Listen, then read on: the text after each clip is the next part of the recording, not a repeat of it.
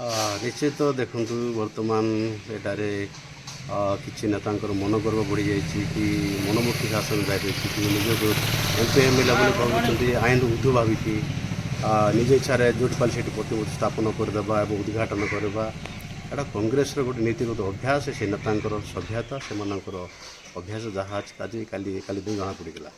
ସରକାରୀ କାର୍ଯ୍ୟକ୍ରମକୁ ସେମାନେ ନିଜର କାର୍ଯ୍ୟକ୍ରମ କରିବା ଦଳୀୟ କାର୍ଯ୍ୟକ୍ରମ କରିବା ଏହା ଅତି ଦୁର୍ଭାଗ୍ୟ ବିଷୟ।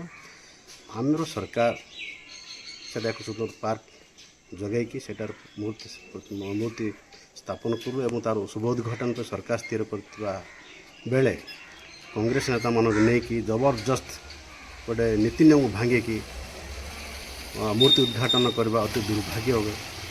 ଆଉ ସେହିପରି ସେଇ ସାଂସଦ ଯେତେବେଳେ ଫୁଟପାଥ ପକାଇ ଦେଉଥିବା ଜଣେ ନାୟକକୁ ଆମେ ସମସ୍ତେ ନେତା ଦଳଗତ ନିର୍ବିଶେଷରେ ବିଚାର କରିକି ଗୋଟେ ଏକ ସୁନ୍ଦର ଜାଗାରେ ମୂର୍ତ୍ତି ସ୍ଥାପନ କଲୁ ଏବଂ ସରକାରୀ ମାଧ୍ୟମରେ ପ୍ରତିଷ୍ଠା ସ୍ଥାପନ କରିକି ସେଟା ଭଲରେ ସମ୍ମାନ ସହିତ ଉଦ୍ଘାଟନ କରିବା ପାଇଁ ଆମେ ସମୟ ଧାର୍ଯ୍ୟ କରିଥିଲୁ। କିନ୍ତୁ ତରବରିଆ ଭାବରେ ସେମାନେ ରାଜନୀତି କ'ଣ କରିକି ତାଙ୍କର ନେତାଙ୍କୁ ଡାକିକି ଏଟାରେ ଜେଣ୍ଡା ଫେଣ୍ଡା ରାଲି କରିକି ଆଉ ମାନେ କେବଳ ସେମାନେ ହାତ କାମଣା ହେଉଛନ୍ତି କି ଭାରି ବ୍ୟସ୍ତ ହେଉଛନ୍ତି କି ଏଠାରେ କ'ଣ ନା କ'ଣ ସେମାନଙ୍କ ଭିତରେ କଂଗ୍ରେସର ଦବଦବା ଦେଖିବାକୁ ଚାହୁଁଛନ୍ତି ଯେଉଁଟାକି ଯେଉଁ ଜାଗାରେ କରିବା ଚାହୁଁଥିଲେ ସେଇଟା ହେଇପାରିଲା ନାହିଁ। ଆଇନ ବିରୋଧୀ ଥିଲା ତାହା ଆମେ ଅଭିଯୋଗ କଲା ପରେ ସେଇଟା ମାନ୍ୟବର କଲେକ୍ଟର ଜିଲ୍ଲା ପ୍ରଶାସନ ଏହାର ହସ୍ତକ୍ଷେପ କଲା ପରେ ଆମ ସମସ୍ତେ ବିଚାର କରି ଭଲ ଜାଗାରେ ସ୍ଥାପନ କରୁ। ସେଇଟାରେ ଫେର ସେମାନେ ରାଜନୀତି କ'ଣ ନା କେଉଁଠି ବି ସେମାନେ ରାଜନୀତି କରିବା ହିଁ ତା'ର ପେଶା।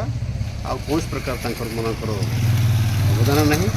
କେବଳ ନିଜର ପାରିବାରିକ ହାଇଲାଇଟ୍ ପାରିବାରିକ ଉତ୍ଥାନକୁ ଦେଖୁଛନ୍ତି। ସେମାନେ କୌଣସି ପ୍ରକାର ଲୋକଙ୍କର ବିଚାର ନାହାନ୍ତି। ସେମାନେ କେବଳ ଧନ ଗର୍ବ ମନ ଗର୍ବ ଏବଂ କ୍ଷମତା ଗର୍ବ ଏହି ପ୍ରକାର ଭାବନ୍ତୁ। ଏଇ କଂଗ୍ରେସ ପାର୍ଟି କି କଂଗ୍ରେସ ପାର୍ଟି ନାଁରେ ଜିତିଥିବା ସାଂସଦ ବିଧାୟକମାନେ ଆଦିବାସୀମାନଙ୍କୁ କୌଣସି ପ୍ରକାର ଭାବରେ ସମ୍ମାନ ଦେଉନାହାନ୍ତି। ଏଠିକାର ଲୋକଙ୍କୁ ଜରମପାଙ୍ଗିକୁ ଡାକି ନାହାନ୍ତି କି ଗିରିଗମାଙ୍କୁ ଡାକି ନାହାନ୍ତି କି ଏଠିକା ସ୍ଥାନୀୟ ଯେତିକି ବୁଦ୍ଧିଜୀବୀ ଅଛନ୍ତି ଆଦିବାସୀ ନେତାମାନଙ୍କୁ କୌଣସି ଲୋକ କେବଳ ବାହାର ଲୋକଙ୍କୁ ଆଣିକି ଏଠାରେ ଶକ୍ତି ପ୍ରଦର୍ଶନ କରିବା ଅତି ନିନ୍ଦନୀୟ ଦୁର୍ଭାଗ୍ୟ ବିଷୟ।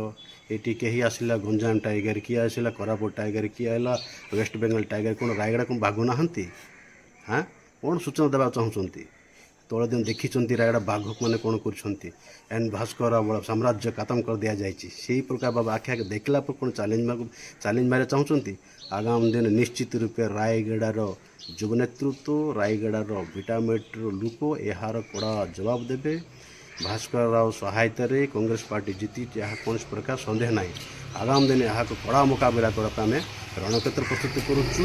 ଆଗାମୀ ଦିନ ନିଶ୍ଚିତ ରୂପେ କଂଗ୍ରେସକୁ ଦୂର ଚାଟାଇବୁ ଏବଂ ଏଠିକାର ଏମ୍ପି ଏମ୍ଏଲ୍ଏକୁ ନିଶ୍ଚିତ ଏଠାରେ ଦୂର ଚାଟାଇକି ଛାଡ଼ିବୁ। ଏଇ ୱାଦା ଆଜି ଆଗାମୀ ଦିନ ଆମେ ରଖୁଛୁ ଆଉ କହୁଛୁ।